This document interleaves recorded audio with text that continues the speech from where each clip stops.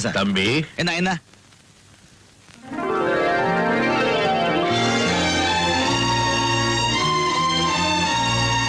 உன் பேர் என்னப்பா?